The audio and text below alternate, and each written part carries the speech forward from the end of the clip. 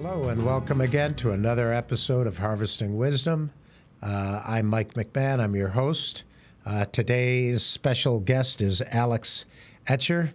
Our mission on this podcast is to tell the story of individuals and organizations that embrace sustainability, environmentally regenerative agriculture, land management, as the cornerstone of a thriving planet, ensuing prosperity and health for generations to come.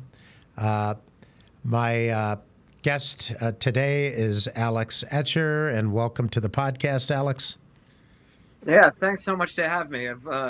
I've watched a few of you guys' work, and I think you do really good work. So I'm very, very happy to be here. Thank you so much. I'm going to give a little bio here and correct me if I'm sure I'm missing a lot because I'm not going to go through everything in your life here, but you're currently the founder and at least one of the owners in Hemp Hollow Processing, LLC. Mm-hmm. I think you're based in Vermont, if I got that right. Yep. You're a regional leader for U.S. Hemp Building Association, and you've been a team member of the ASTM. I'll have you explain what that is to the listeners, and the ICC team creating testing standards for hempcrete. And then you're also a national speaker talking about bioregional economics when it comes to hemp, which is, and we'll go into all of this for our listeners, but all of those are kind of critical things as we're building this amazing industry around a single commodity. And we all, we've drank from the Kool-Aid. We all believe that it's going to change the planet and everything else. So,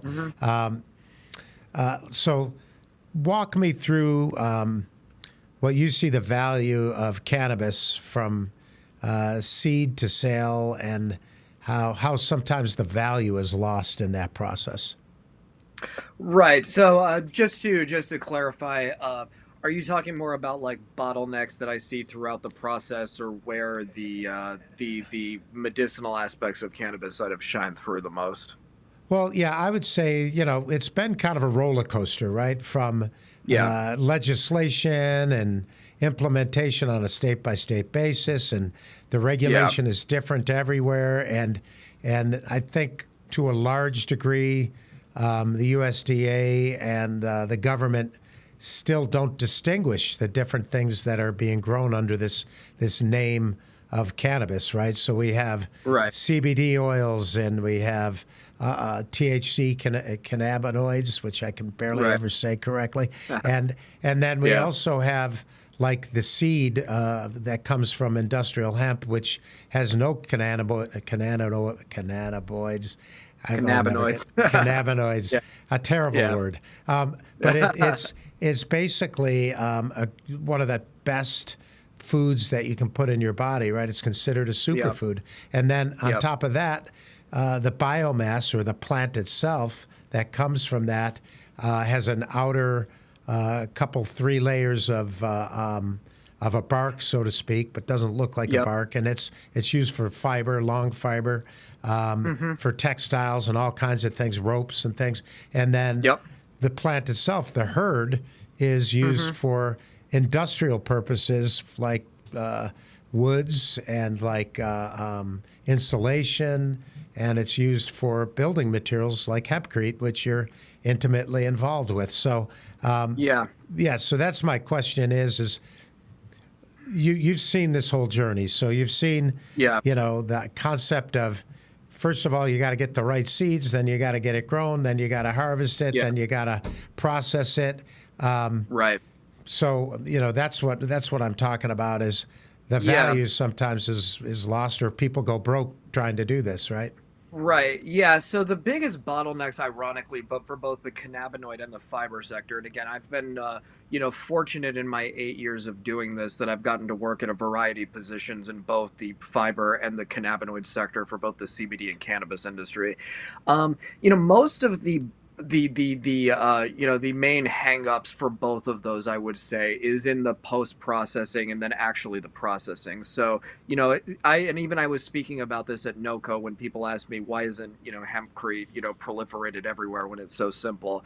The main bottleneck there is you need the decortication infrastructure, which requires like regional hubs in even in the fiber growing regions. So that's the main thing on that. On the cannabinoid side, you have more regulations on that, especially on the THC side. Again, cannabis sativa L, the regulations are a little different on this, but this does sort of encompass the entirety of both the hemp and cannabis industry. The post processing, and what my company, I mean, again, where my company came from was that the bucking and trimming and the harvesting end were the highest labor hours, the highest amount of man hours, and the most amount of where things can go wrong the most. So In the company agriculture, there yeah. was in the agriculture, yeah. So on the cannabinoid end, my company, Hemp Hollow Processing, was essentially formed to make all of that easier, where we're cutting labor by, we bring teams of 10 to 15 down to 3 or 4 sometimes. We take stuff that would or things that would take 3 to 4 weeks done in sometimes 3 to 4 days and maybe even a week even on that. And we deliver quality smokable flower when needed. But we also do pre-rolls and biomass, so whatever the farmer's growing for, we can essentially service. But yes, that would be the area on the cannabinoid end that I've seen the most things go wrong by a long shot, outside of just regulatory problems, which we can talk about, I'm sure. Yeah, Which are so always fun to talk about. yeah, everything you're talking about, I'm trying to break down for some people maybe who know nothing about the industry. So, starting with you and I met at NOCO, which is Northern Colorado hemp. It's exposition, right? So, Yep. really critical because I think all of the thought leaders and industry professionals, when it comes to any kind of cannabis, ends up there, right? It's kind of like the center of that Yeah. universe. And Morris has put on an amazing expo and got great leaders to come and talk and speakers about every Yeah. aspect of what's going on in the current status. So we met there, and when we're talking about the bucking and the trimming, this is just the process of harvesting the flower and then how you're Yeah. cleaning it. And so you said you brought it down from 10 days to 3 and less guys. Some of that might be proprietary. So share with me what you feel like you want to share. But are you now Right. helping other people do that as a consultant, or is it just something you did internally in your own organization? Right. So I've helped people build out their own processing infrastructure. Where if this is a larger company that wants to do it in house, I basically have worked with them on a consulting end and say, okay, this is the how I would set up the room, and then I would be hired to do that for them. For those who are unfamiliar with the cannabis industry, what bucking essentially means is like destemming. So if you got like the flower that's on the the cannabis plant, first it needs to come off the branch, and then it's got leaves on it. So the trimming is basically just taking the leaves off that don't have any resin or doesn't have any smokable material. So you don't want any sticks in it, which is where everything's on a branch before it's comes out of the before it's jarred for consumption, and you don't want any of the big fan leaves on it. So the cannabis simple, the big fan leaf you think about with cannabis, ironically those leaves don't have any resin on it. So there is a stage where you need to take that off the plant. So that's sort of what the gist of what the company does on that. But yeah, I mean the secret sauce in many ways to doing that is I've just got a variety of industrial size equipment and a trained crew. So when you're bringing really large expensive machines and a lot of them, just like really with any other industry, you've got economics of scale, so time goes down, labor goes down, and because you've got a trained team, quality stays either up or goes the same, or it goes up because you're producing a high-end product on that. So that's sort of the foundational parts of the business model there. Yeah, it's interesting. I've got friends that have grown.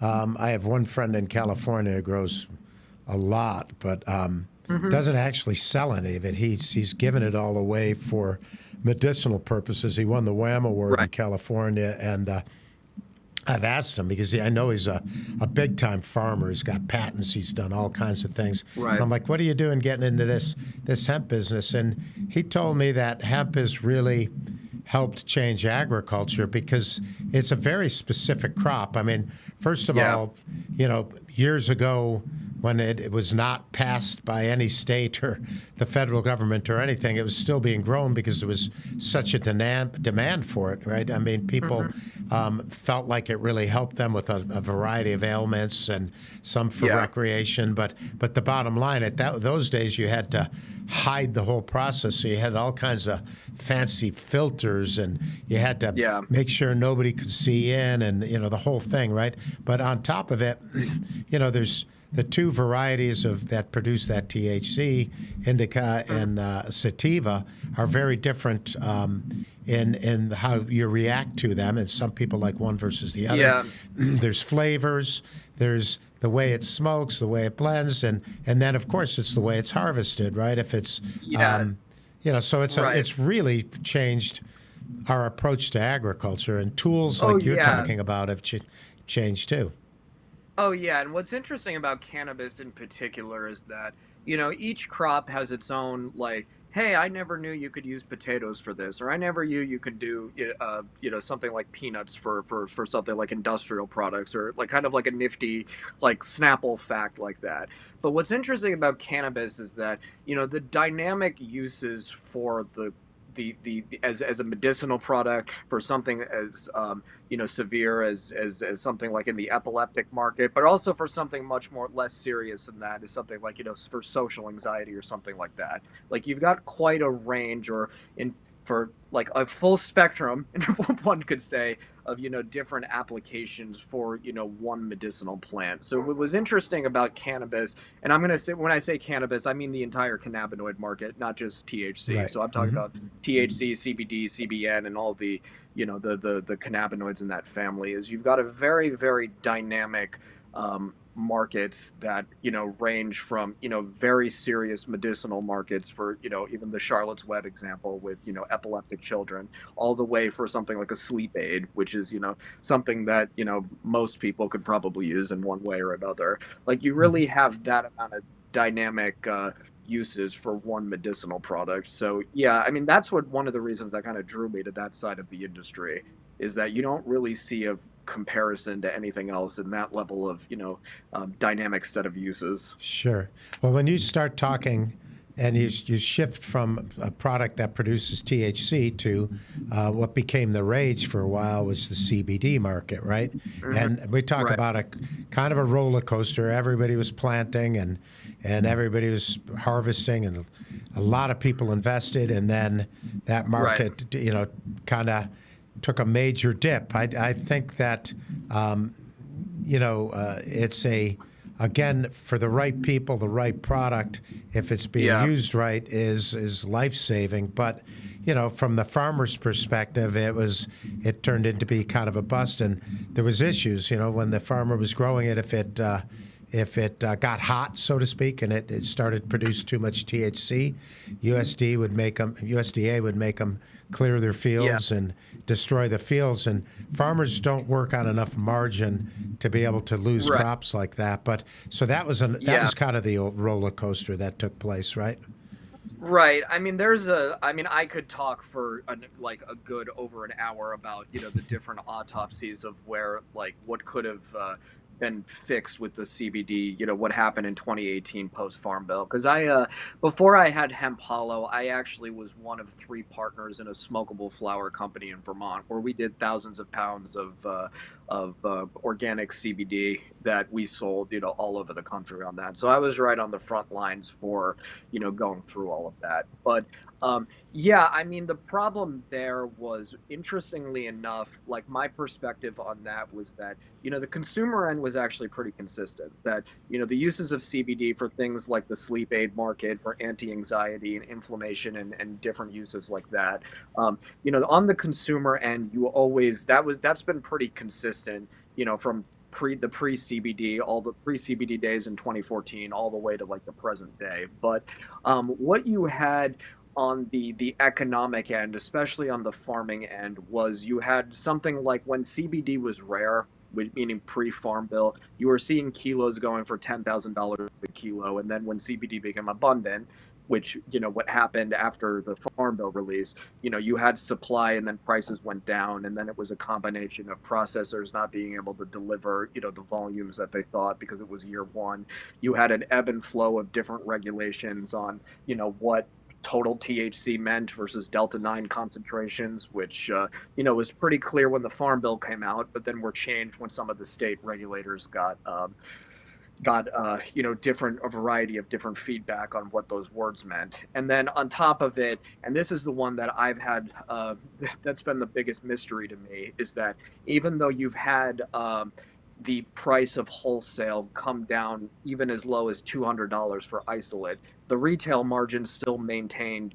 We're still in the over $30 to sometimes $100 for ethanol extracted CBD, which you would have expected when supplies were, people were almost giving it away. It was so abundant that you'd be seeing, very high grade CBD oil. And I'll say this again, I'm saying very, very high grade CBD oil in the maybe $5 to $10 range, and still having very healthy products. And I still don't honestly have an answer for that on where on why you're not seeing more affordable middle class CBD products on the market.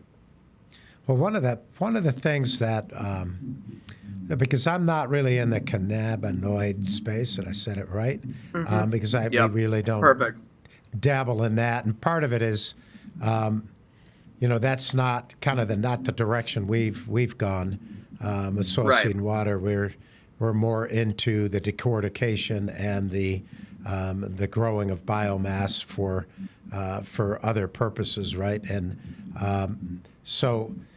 But I do want to ask another issue that I see is that it's such an amazing food for both animals and people from a food standpoint. Right. But there was also a snag with regulations, because there was a study done and it said, that some of these things could cause liver damage or whatever, like with any food, right?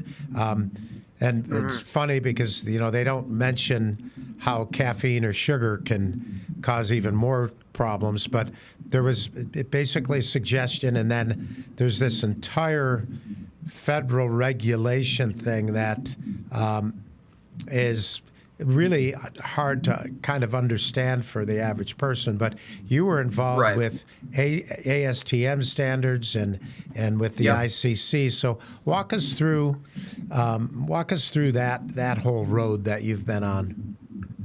We got that passed through, a very collaborative work with the USHBA and a number of consultants to get it out of the alternative building material permits into a federal, regulated building material. Because before this, you would need an alternative building permit, which, basically, if you're a building material and you need this, you're dead on arrival as far as your potential to be a mainstream building material market. Because even though there are channels you can use to build with that, to be taken seriously by the construction community and to just have the, a lean enough funnel for, to get just the permitting done. Like, you can't be, like, building is already hard enough. You don't need to add extra bureaucratic guardrails in order to just make something that's already hard, insurmountably harder. So, before this, hempcrete really did not have any potential to be a mainstream construction material. But now that this has been passed, this has been, this is no longer, a problem on that end. So with hempcrete, we'll talk to the audience about that. That's a basically can be used as a mortar or a stucco, right? But it's also a block, right? Yeah, so what hempcrete is a building and insulation material that is fire, pest, and mold resistant, while also being able to passively regulate the room temperature and humidity. Despite the name sounding like concrete, like it's not supposed to be used as a structural material on that. Right. There are some companies working on this, and there are some different binders you could use that will increase the structural capacity. But what to me makes hempcrete really special in both the green material space as well as the the greater, construction material space is, again, the fact that it's vapor permeable and that you can basically, it has its water absorption capacity to both absorb water, store it within the wall, and then release it over time without degrading the material. And again, this is very, very different than traditional airtight systems where, trapped water within a wall would be, catastrophic for both mold use and as well as, degrading the entire wall. Yeah, well, If most you were to people. make hemp, Oops, go ahead. sorry. I interrupted you in the middle there, but Oh go yeah, ahead. so if you were to make hempcrete too structural, for instance, by say using a heavy Portland cement binder or something like that, you would lose a lot of the, the water handling and vapor permeability properties that really make hempcrete a standout in the construction space. So, Yes. yeah, so that's a little bit of a misconception that comes from the word hempcrete on that. Sometimes it's referred to as hemp lime, but really what it is an infill and insulation material that essentially takes up the whole wall space. So, a hempcrete wall, you would be replacing your bad insulation. You wouldn't need any drywall. It can be, an alternative for vinyl siding and things like that, and plywood sheathing. All of that would be encompassed in one, monolithic wall. Sure, and it could be done separately too, right? So I'm building a house right now, and I want to use, but it's mostly glass and steel, and I'm using traditional block because I need that as a structure, and I have a little bit of 2x6 framing, but I'm definitely going to insulate with hemp insulation, either in batting or a blow-in. Yeah. And I'm planning on using wood, the hemp wood, as a Mm-hmm. as a tongue and groove on my ceilings. But the advantage, what's really amazing, and there's a lot of different vendors at NOCO that are really Mm-hmm. involved in pioneering this thing, is what you just brought up. It's fireproof. A Yep. lot of it can be fireproof, which No, if we all of it think is about on that. Think about that. In Go ahead. all Sorry. these regions of the country, we're seeing raging fires, right, in forests and stuff. And now you've got a product that really can save the house, right? And then Right. the huge one was that vapor permeable. What Mm-hmm. people don't, if they're not understanding, that makes the whole house hyperallergenic. And so if, like for instance, I don't know about you, but I get allergies, right? And Yep. I read a study that talked about there's more pollution inside our house than there Yep. is outside, right? So we want some of those vapors to get out. We have weird glues and that are in our furniture and a variety of chemicals throughout the house, plus CO2 we breathe and everything. So it Right. really is an amazing product. And now you're saying it's passed by the government. So where are you on that? Are you in a consulting standpoint, or are you actually frontline involved with companies that are processing it and making it and using it? So on the fiber end, I've been very much a generalist throughout my career. So I've taken a number of different hats on that. This has included being on the construction crew, doing the mixing and the installation. I've worked with even my dad's design company, Escher Design. We've got about 5 or 6 different hempcrete projects in development, and we're also working on doing some prefab paneling projects on that, which were this is a very collaborative type of business model. So, we're looking for, different partners on that, especially on the processing end, just because if you don't have material, you don't have a manufactured product. Right, So right. And that's on part of that the end, but hurdles in the industry in general. right. And So, and it'll be overcome.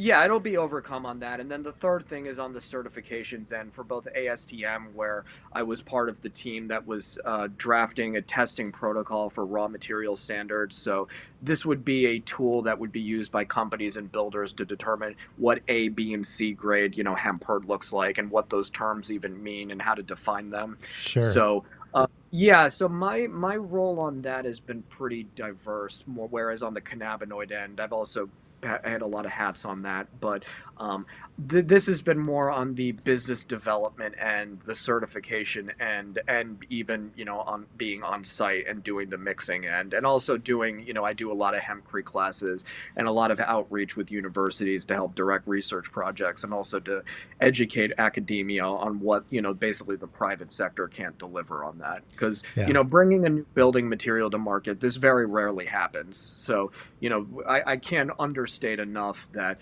this isn't like a tech company where you put an app together in your basement and then 6 months later you're on the app store and you're not smoking a cigarette or smoking a cigar or whatever. Right, So right. this is a bringing both a new commodity crop to market, something like wheat or corn or soy, and then also at the same time bringing a new building material for mass application. So Yeah. I can't understate how large of a project this is, and even though it has been quite a few years that I've been working on this, that the pacing for this is relatively high. Granted, again, how the scale of Sure. what the folks in the industry are trying to accomplish. Yeah. So if we, for those who don't know anything about this, the farm bill that was, I think, started in 2010 and then 2014 and then 2018, these farm bills basically allowed us to start growing this product again, but it was grown for hundreds of years, thousands of years, and Yeah. used. But we lost the connection, especially in 1971, I think, when Ronald Reagan and his wife had the war on drugs. They destroyed all the germplasm at the university Hmm. level, and but they threw all these crops together into one plant, which they're not, right? Yeah. And so we lost Yeah. the ability to progress in that industry and to process it and to grow it and everything. So it's starting Right. from scratch. But you're one of the people who've drank from the Kool-Aid, as I have, and I think once you do it, once you see it and see all the amazing things, there's no going back. It's kind of like Right. me getting into the nonprofit space, working with people who need help, and realizing you can impact lives. Once you, Right. if you're ignorant, you can stay ignorant. But once you know Yeah. that there's people in need, or that our environment can be improved, and that this Yeah. becomes an incredible product for industry, then Right. there is no going back, right? Right. What I would comment on that too is, without going into a giant history lesson there, for really simple terms on that, the hemp plant and the cannabis plant, uh, the way that I would look at it without, going into the entire history of, where the genetics came from, where, the indica and sativas, that they basically had a common ancestor, like, apes and humans did. But, for the most part, the industrial hemp plant is much closer to like a bamboo plant than, a cannabis plant on that end, despite, again, Right. there being like a common ancestor, when you're looking at it from an agronomic sense. But yeah, I mean, from the regulatory space, hemp and cannabis have been legal in human history much longer than they've been illegal. So this is a pretty recent development in the past 100 years. And the way that I sort of think about it is, in the when this was going much more through the regulatory space on the whether hemp and cannabis were sort of dangerous for consumption or whether they deserve to be Schedule One, is that there was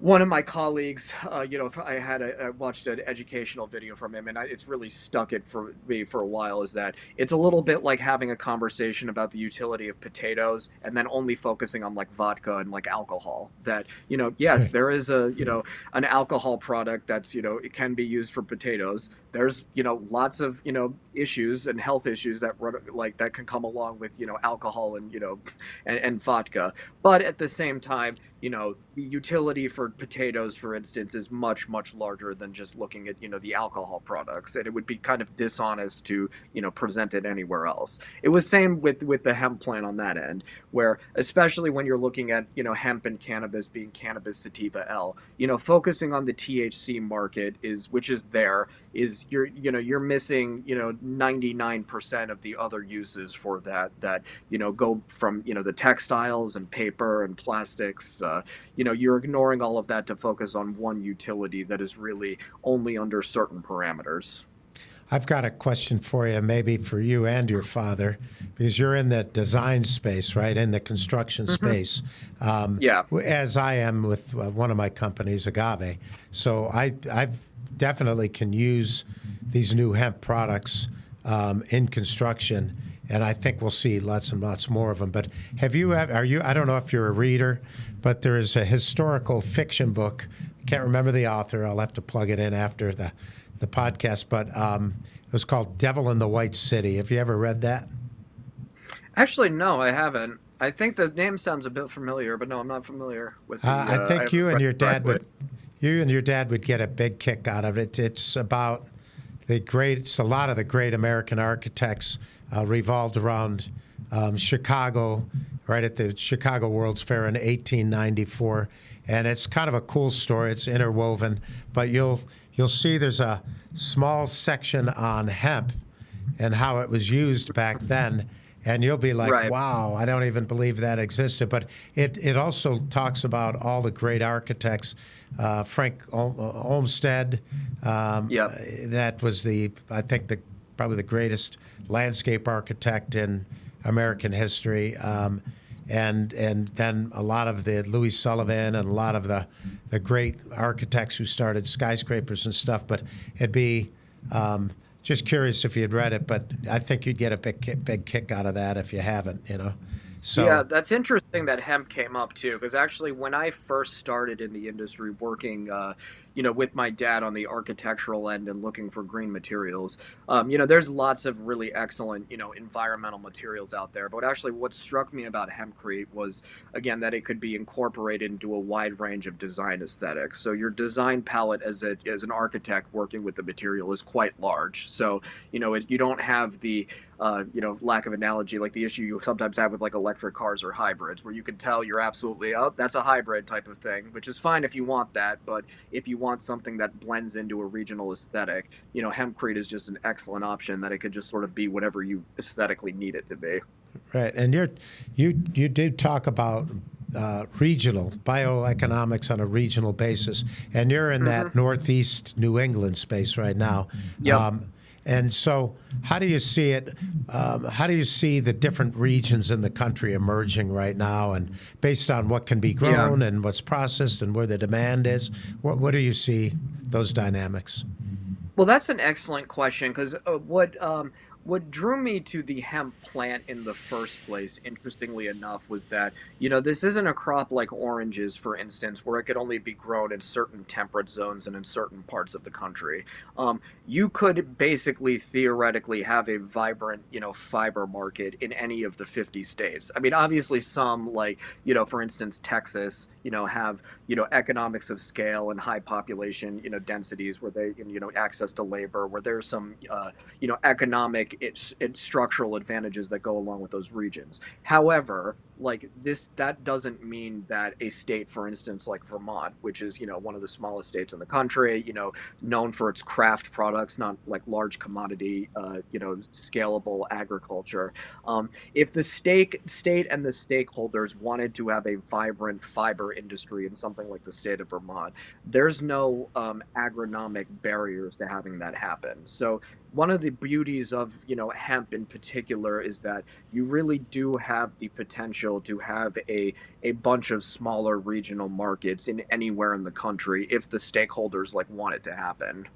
Yeah, and I think when we're talking about regions, we're not really talking and industry in general. I think to a large degree we all had a different life. You in your 20s were a professional actor, and we all have 9 lives that we've lived, right, or living. But what I find interesting is that in my business life, I'm acutely aware of competitors, and Right. and I get a little paranoid about trade secrets and this, that, or the other. But this is truly similar to my belief, and I think maybe I've matured through having a nonprofit and seeing other nonprofits with this silo mentality, right? So that it's only me. And when you get into a nonprofit, if you truly want success in implementing the things that you do, you need to work with other people.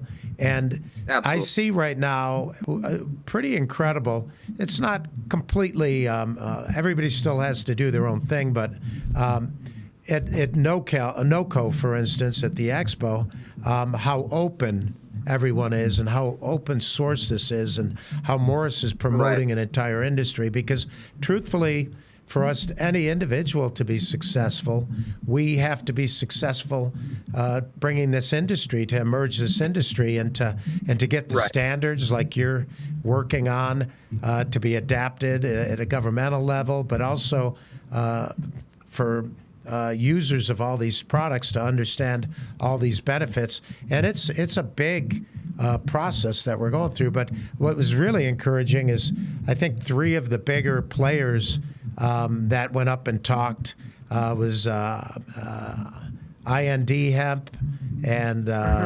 Hempitexture and and also I think it was Panda Hemp. And so you're looking at these groups that have gotten, tens of millions in financing, that have been around a while, and they're pioneers, and they're making a go of it, and they're turning a profit, I think, all of them.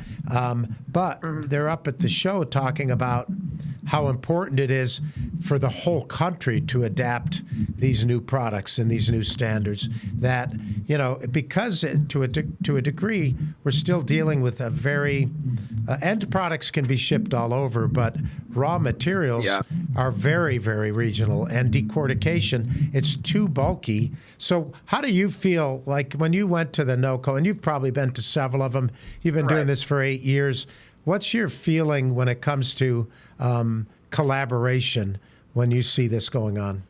Right. Well, you've got the culture of the industry, and then you've just got the realities of where the industry are. So the realities of where the industry are, I think, is honestly driving this more than sort of the open culture, where this is an emergent phase of the market, where if you're looking, MBA 101, the chart of where, a market is, like this is very much in the emergent phase. And, when you're in an emergent market, competition and things like going at it with to, try to consolidate markets and things like that, you're basically you can't really consolidate like a market in its infancy, because it's still growing, and the structure and geometry of that market, for lack of better words, hasn't emerged yet. So you're consolidating something that you don't even really know what you're consolidating. So one of the ways I can kind of when I'm on the consulting end and looking at which businesses I think are going to have staying power versus when they're not, the guys who are a little too competitive, a little too early, and a little too defensive, usually that's an indication, not always, but in a lot of cases, that there's a lot of smokes and mirrors there instead of some, magic. And insecurities, right?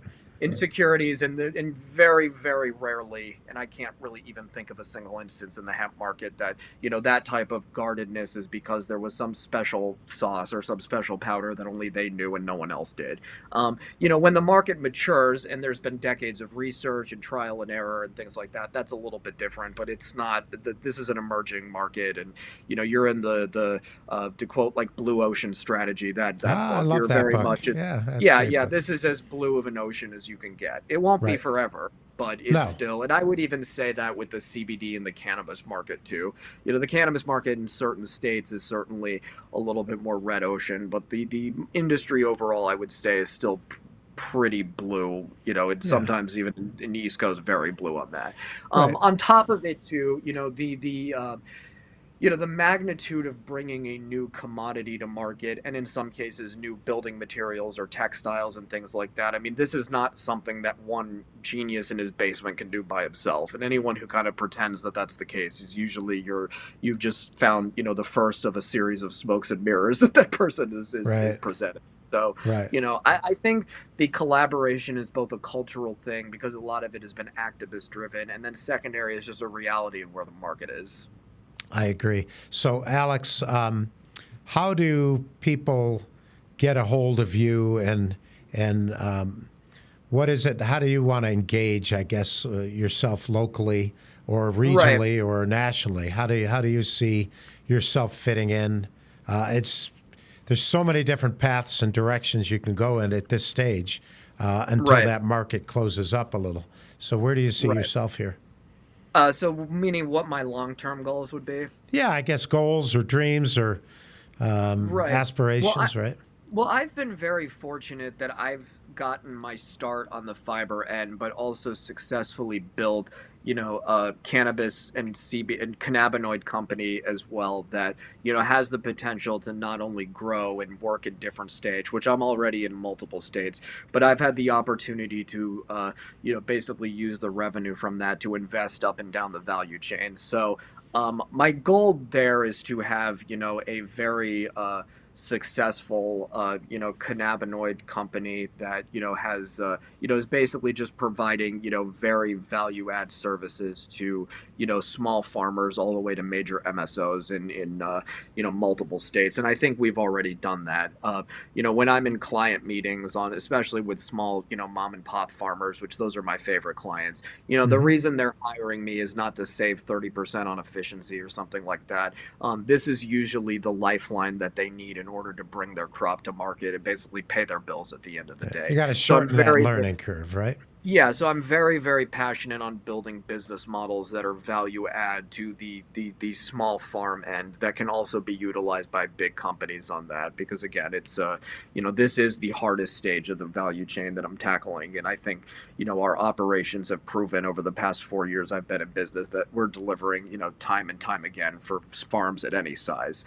So that has the train is definitely mowing on that, but I absolutely, have always been on the fiber end, and I absolutely want to have a presence in the hempcrete end on both the certifications end, but to also have, be offering services for, small and affordable homes all the way to down the road when commercial buildings are approved to be, helping build, schools and hospitals or, some of the most ambitious projects that you can find. And even on that end, one of the projects we're working on the architecture end is, a 10,000 square foot event barn. So, we're certainly, started small and started, to get everything, situated. But, the potential for both of these markets is to build, the large structures that can help the most amount of people, especially as you, really well mentioned on the healthy building end for sure. Yeah. So you have to be very nimble to navigate in this industry, but you're Yeah. kind of a testament to somebody who's been in it and survived for, about a decade in an industry that's only about a decade old and Oh yeah. been successful at it but given back as well, being a team member at ASTM and being involved with ICC and the things you do. And, literally you have to have your boots on the ground too to understand this whole process as you're pushing it forward. So, Oh with yeah.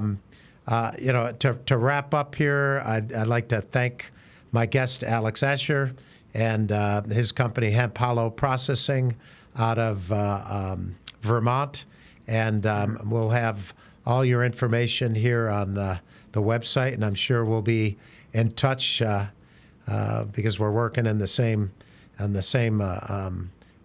projects to a degree across the country, and I'm sure we'll be seeing you again, and so will the listeners of this podcast. So thank you for being here today. I appreciate you being here, and I thank you for taking the time, and I'm sure we'll be in touch because in this industry everyone bumps into each other. Yeah, absolutely. It's been great, great meeting you guys in NOCO and then following up on these were some great questions, and I think this, provided a lot of value for people just starting out, but also people in the industry. All right. Well, thank you again. Take care, Alex, and we'll be in touch with you soon, I'm sure. Yeah, take care. Thank you for joining the Harvesting Wisdom podcast. Click subscribe and like for ongoing insightful conversations. Explore our webpage for show notes and additional resources. Visit our guests' webpage for deeper insights. Your engagement is the foundation of our journey, and until next time, keep pursuing wisdom.